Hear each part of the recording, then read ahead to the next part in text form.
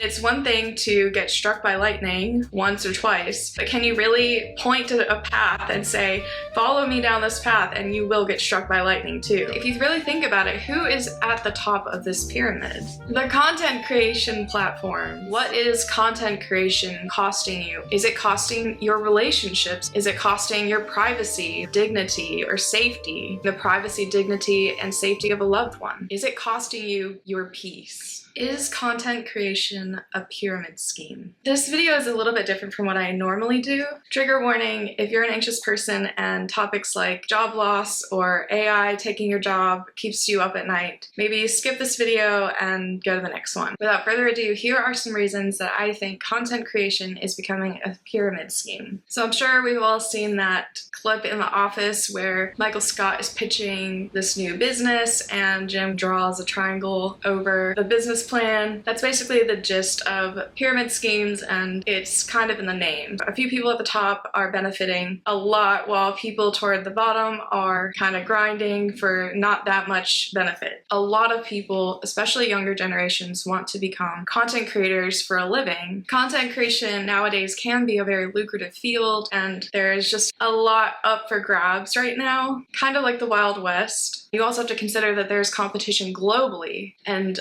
almost anyone these days can pick up a camera and start filming their life and the unique area where they live, and that is compelling. In my opinion, it is an amazing time to start a YouTube channel, and we're likely still in the golden age of content creation. If it were me, I would definitely not procrastinate or wait any longer if you're planning to start a channel, because I think there is a window of time that is narrowing at this moment. The later it is that you join this career field, the harder it will be to progress and achieve success. The bar to entry in the content creation universe is very low. The bottom part of a pyramid is very wide and easy to access. However, it is very difficult to succeed and climb up to the top of that pyramid. A lot of people give up before they even pass a few levels because content creation is very hard. Also, if everybody quits their job and becomes a content creator, who is going to be left to do the other jobs that are vital to our survival and the economy? If everybody's making content, who will be left to watch the content? This whole system just breaks down at some point where it doesn't make sense for everybody to be successful in this field. There has to be a hierarchy. A lot of very successful creators think top of the triangle with a lot of followers, a lot of revenue, profits. Many of them are actually teaching people further down the totem pole how to become a successful content creator, and that is the base of their platform. So they are selling courses and digital products and also physical products like cameras and tripods to help teach people to become creators. However, the problem is that this is how they make their money. This is how they are successful, is offering the promise of you too becoming a successful YouTuber. If you stripped that all away, would they still be successful? I mean, it's one thing to get struck by lightning once or twice, but can you really point to a path and say, follow me down this path and you will get struck by lightning too? Telling everyone the exact steps you took on a path is not going to guarantee success for people following you on that path. You're a different person and different personality, maybe different strengths than that successful YouTuber. Creators who are promising you that if you purchase their products, you too will be successful. These promises ultimately make them richer, not you. I watched this video recently by Taylor Lorenz about whether or not the creator economy is a scam, and it's a really good video if you want to learn more about getting taken advantage of by content creators who sell digital products and courses that actually don't create any value. There is a big market out there for women, especially stay-at-home moms, who are desperate for some extra income and want to do something where you can work remotely while also taking care of kids. Taylor talks a lot in this video about how a lot of the opportunities out there are actually too good to be true, and they end up costing a lot of moms or women money instead of helping to generate income. If you want to know more about that topic, I would recommend watching Taylor's video for more information. Before you become a full-time content creator, think about this. What is this pursuit costing you? If you really stop and gain perspective on your place in this pyramid, and I would encourage you to be very brutally honest with yourself and not gloss over the facts with a lot of delusions of grandeur or unrealistic expectations. Are you spending a lot of money and not getting a lot in return for your investment? Are you purchasing a lot of products from other creators on how to become a content creator but not seeing success? Are the products out there that you're interested in purchasing actually helping people, and you have evidence that these products are changing lives and actually valuable? On another note, not all costs are monetary. What is content creation costing you overall? Is it costing your relationships? Is it costing your privacy or dignity or safety? Is it costing the privacy, dignity, and safety of a loved one? Is it costing you your peace? Okay, this is me putting on my tinfoil hat right now, I admit. And like I said before, if you're an anxious type, please click away now because you do not want to know what's going on inside of my brain. But if you think about it, who is at the top of this pyramid? The content creation platforms. There are a lot of content creation platforms that are currently splitting ad revenue between themselves and creators. However, can you imagine a future where these content creation platforms can pay themselves both halves of the ad revenue by using AI to create videos and using all the data and analytics that they accumulated from your videos over the years to figure out how to make appealing content? I mean, in the future, these content creation platforms can be a one-stop shop for all kinds of content. So think the news, TV, movies, education, product reviews, you name it. And yes, those who are going to argue that content needs a human element, well, content creation companies can hire contractors and actual creators or producers, directors, journalists to assist them using AI to create this content.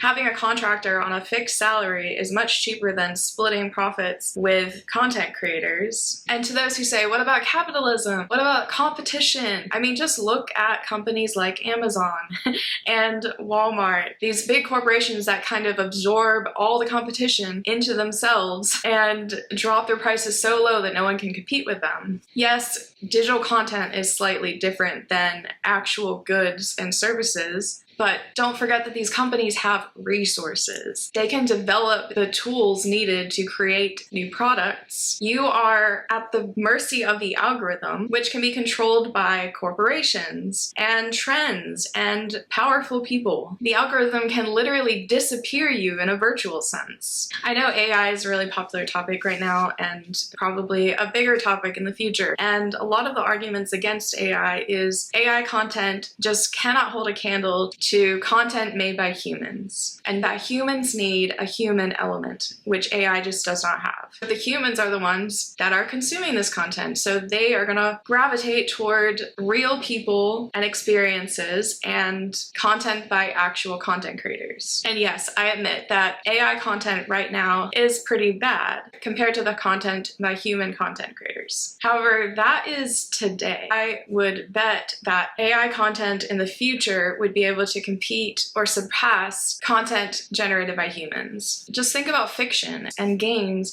and how compelling the characters and stories are. They are completely made up. Think about something like Reddit, where you'll frequently catch users who are posting AI-generated content and stories, and it's often indistinguishable from the real stories, but just as compelling. Another issue with the content creator space is that sponsors and affiliates are getting spread thinner and thinner. Essentially, there are a very select few good companies at the top of this pyramid that have quality products and above board, good ethical motivations and won't screw over customers or creators. But this is rare. There's a lot more companies out there that are selling products that are not great, and a lot of scammy sorts of companies as well that are actually harmful to people and the space. We are getting inundated with subpar products and smaller budget budgets for content creators than ever before. In the beginning, sponsors dumped a ton of money into this market, and there is still a lot of opportunities out there, don't get me wrong. However, content creators these days have to be very astute and cautious with the opportunities and partnerships that they take on and affiliate themselves with. The market is very saturated and very overwhelming at times, and there are a lot of bad actors out there. If you are currently a content creator or making a living online, I think now would be a great time to start implementing plans to diversify your income streams and set up a plan for the future. I would think of it kind of as a professional athlete who is getting paid really well now, but their career has a finite window of time. Even if things are going well for you now, it's still important to come up with a plan B and diversify. Build up those emergency funds. Be smart about the money you're making now and invest and save it wisely for your future self. I don't want to sound negative, but at the very least, you'll be prepared for all kinds of outcomes and it will give you peace of mind. Please don't bank on the income you are making now and assume you're going to keep making this income going forward decades in the future. The idea for this video kind of came out of watching a lot of unemployment videos and job loss videos, and there's a lot of things going on right now in corporate America that really worries me. Capitalism and corporate America does not care about you as an individual, and they can replace you at any moment. I think at this point you should not consider that any job is secure. For those of us, and I'm including myself in this number, who have 9-to-5 jobs currently but are just either not passionate about it or actually hate your job and sometimes dream of becoming a content creator,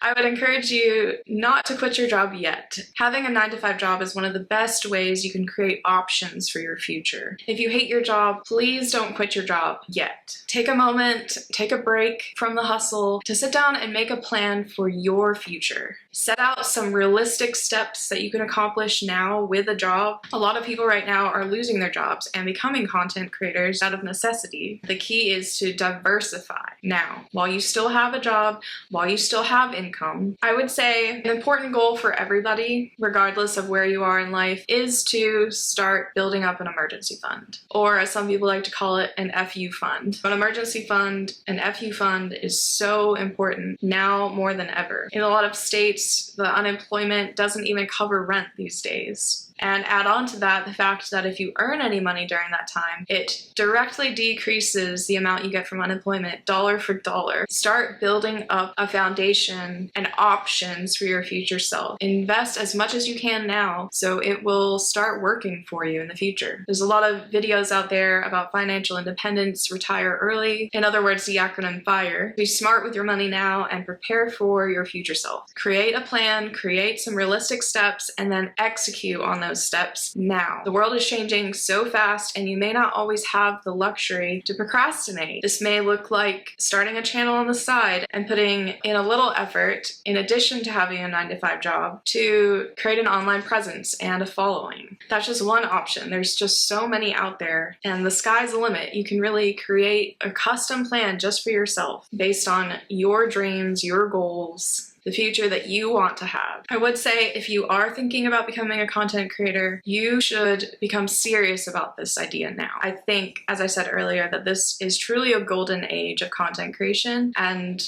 that if you ever had a thought of becoming a content creator and an amazing idea and you want to share your expertise with the world, you should definitely jump in right now because it is the Wild West and there is a lot of potential, a lot of innovation and ideas. And for the young people out there who are set on becoming a content creator as a career, the world will always need experts in certain fields that can't be replaced by AI. Figure out what those fields are and become an expert. Then you can share your expertise online as a content creator, but it doesn't work in reverse. Don't put off developing your skills and mind and expertise to become a content creator, only to realize that you have nothing to show for it in the future and this big gap on your resume, and there's no value in what you spent your life doing. At the minimum, develop the these things simultaneously. So maybe develop a skill while also doing content creation on the side. The possibilities really are endless. And now is a great time to perhaps create a career that is unique, that may or may not exist right now, that fills a need in the world. Start taking small, consistent steps now to take care of your future self. Start making progress towards your dream future now, not later. And if you're like me and have trouble making big decisions and get paralyzed by all the choices out there and all the versions of yourself that you could be, maybe think back to a past version of yourself that was happy. Like maybe when you were a kid. Think about what sorts of things made you happy and inspired and passionate. I always knew that I was passionate about writing. Since I was 10 years old, I wanted to be an author of fiction, nonfiction, everything. But then my adult self and all the negative voices in society kind of crept in and crushed that dream. I let self-doubt creep in and paralyze me from pursuing my dreams. And now that part of myself is just a teeny tiny quiet voice calling out from a deep chasm of fear. But at some point I decided enough was enough. And I sat down and wrote out a 10-year plan for myself on how I was going to become a full-time author. My current financial goal is to build up a 6-month emergency fund. So me and my husband are trying to save $30,000 in 30 weeks. And you can look back on some of the videos on my channel for more on that goal. But after that's done, I'm going to start taking action on my plan to become a full-time professional author. And with the plan that I have now, I won't be able to truly pursue my dream career until I'm around 50 years old. But at least I have a plan and I'm taking active steps toward this goal. So in conclusion, I would encourage you to really take a step back and re-envision, reimagine your life. Really dig deep and tap into your potential and your passions and what makes you excited about life. And then take action. Prepare for the worst and hope for the best. I'm not an expert in this topic by any means. Just think of me as a sister who wants to spitball ideas with you. It's just kind of a stream of consciousness of a bunch of thoughts that I've been having lately. I hope I'm wrong about all this and that the future is actually not as dystopian as I'm imagining it. And I'm taking off my tinfoil hat right now. If you liked the video, be sure to give it a thumbs up and leave a comment. Thanks so much for watching, and I'll catch you in the next one.